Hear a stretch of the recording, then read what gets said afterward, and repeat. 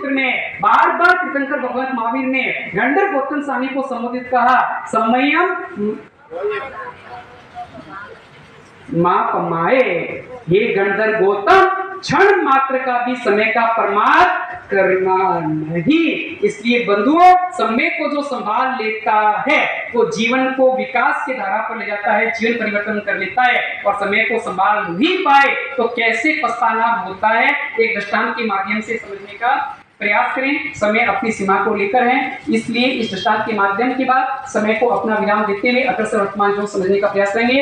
एक व्यक्ति अपनी पत्नी से परेशान होकर बस स्टैंड पहुंच गया। बस स्टैंड पहुंचकर बस की टिकट लेकर और बस स्टैंड पर खड़ा है और बस आई और उसमें बैठने के लिए जैसे कदम आगे बढ़ाए और वैसे एक दिव्य ध्वनि हुई कि बस रुक जाओ, आगे मत बढ़ना। और उस दिव्य ध्वनि ने संकेत देखा, आगे जाकर बस खड्डे में गिरने वाली है।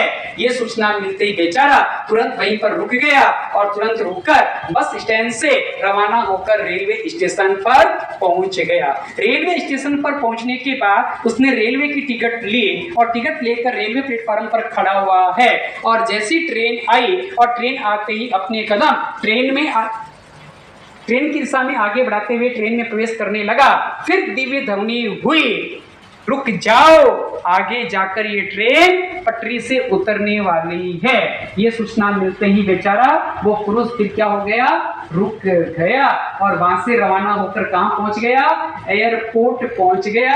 एयरपोर्ट में भी टिकट ली और टिकट लेकर जैसे ही फ्लाइट के पास पहुंचा फिर दिव्य ध्वनि हुई, रुक जाओ, आगे जाकर ये प्लेन क्रैश होने वाली है।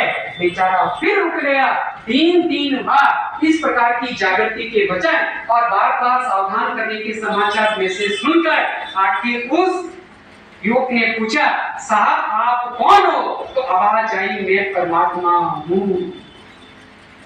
जैसे उस युवक को मालूम पड़ा कि परमात्मा ने उसको 3 बार नुकसान से बचाया, हानि से बचाया, क्षति से बचाया, उस परमात्मा के प्रति धन्यवाद कृतज्ञता का भाव ज्ञापित करते हुए भगवान के सामने एक प्रश्न रखा, ध्यान से सुनना। उसने कहा कि भगवान आपने मुझको 3 बार सावधान करके बचाया, इसके लिए लाख लाख आपका शुक्रिया, धन्यवाद और आपके प्रति कृतज्ञता। पर सबसे पहले आप ये बताओ कि जब मैं घोड़ी पर बैठने के लिए तैयार हुआ था उस समय आप सोए हुए थे या आपका गला बंधा हुआ था? उसकी वजह आपने मुझको सावधान नहीं किया। उस समय मुझे सावधान करते थे तो शायद 3 बार आपको सावधान करने की आवश्यकता।